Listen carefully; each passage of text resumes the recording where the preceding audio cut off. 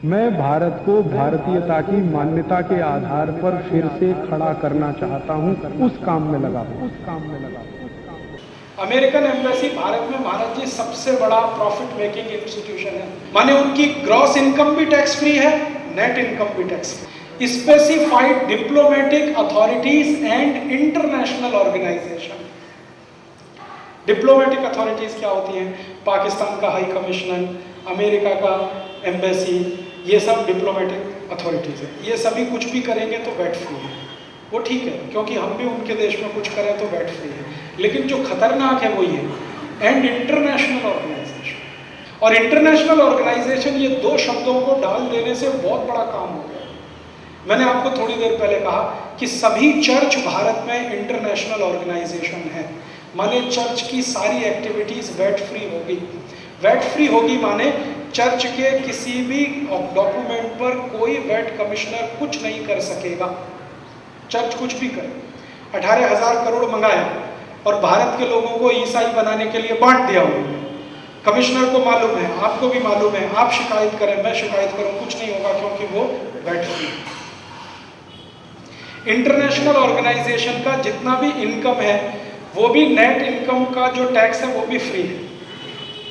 जैसे मैं आपको बताऊं ना, American embassy, American embassy Bharat में महाराज जी सबसे बड़ा प्रॉफिट मेकिंग इंस्टीट्यूशन है, सबसे बड़ा प्रॉफिट मेकिंग इंस्टीट्यूशन। कारण क्या है? लाखों वीजा एप्लीकेशन हर साल वहां आते हैं और 90% उसमें रिजेक्ट होते हैं। रिजेक्शन के बाद वो फीस वापस नहीं करते।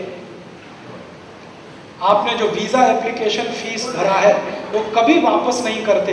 मैंने पिछले साल महाराज जी हिसाब जोड़ा था, जितने एप्लीकेशन भारतवासियों ने अमेरिका में वीजा के लिए दिए उन पर जितना फीस उन्होंने दिया 2000 करोड़ रुपए लास्ट ईयर, और 2000 करोड़ रुपए टोटल टैक्स फ्री इनकम है अमेरिकन एम्बेसी की।